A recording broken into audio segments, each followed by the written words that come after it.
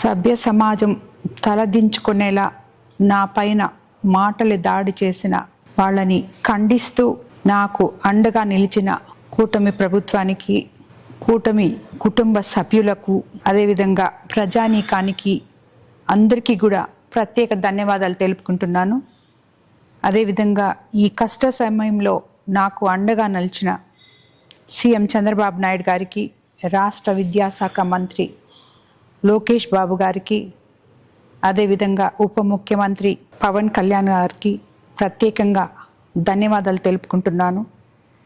అలాగే మంత్రులు, ఎంపీలు, సహచర ఎమ్మెల్యేలు, ప్రతి ఒక్క ప్రజా నాయకునికి నాకు మద్దతు తెలిపినందుకు ధన్యవాదాలు తెలుపుకుంటున్నాను.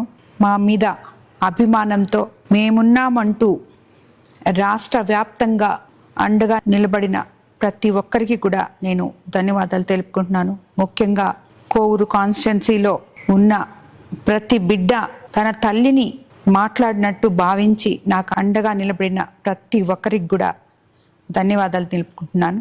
అదేవిధంగా ఈ కష్ట సమయంలో నాకు అండగా ఉన్న మహిళలందరికీ, కార్యకర్తలందరికీ ధన్యవాదాలు తెలుపుకుంటున్నాను.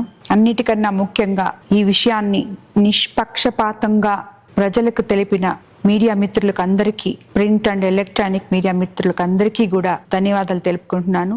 వీటన్నిటికీ మించి నాకు మనోధైర్యాన్ని ఇచ్చి నిత్యము నన్ను ముందుకు నడిపిస్తున్న దైవ సమానులైన వేమిరెడ్డి ప్రభాకర్ రెడ్డి గారికి ధన్యవాదాలు తెలుపుకుంటున్నాను.